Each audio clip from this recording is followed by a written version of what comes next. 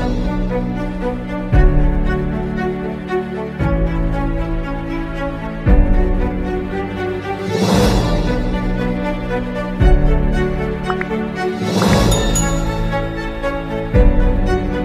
To our channel.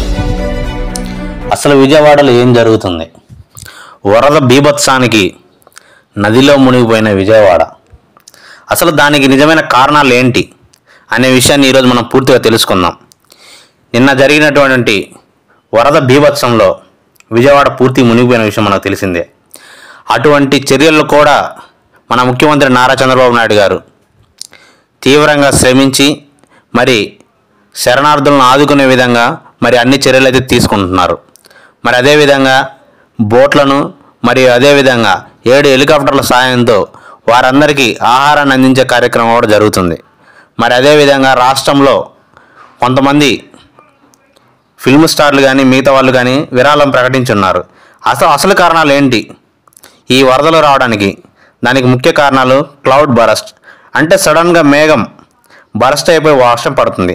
అంటే దాదాపు 20 సెంటీమీటర్ల నుంచి 100 సెంటీమీటర్ల లోపు పడే వర్షం, అంటే దాదాపుగా 6 గంటల సేపు నాన్ స్టాప్ పడే వర్షాన్ని క్లౌడ్ బరస్ట్ అంటారు. అదేవిధంగా క్లైమేట్ చేంజ్, సడన్గా వాతావరణం అనేది చేంజ్ అవుతుంది. అదేవిధంగా అంటే ఇంత ముందున్నట్టు కాకుండా క్లైమేట్ చేంజ్ అయినప్పుడు పూర్తిగా చల్లగా అవ్వడం మరియు వాతావరణం పూర్తిగా నల్లగా మారటం, ఇట్లాంటి కార్యక్రమాలు.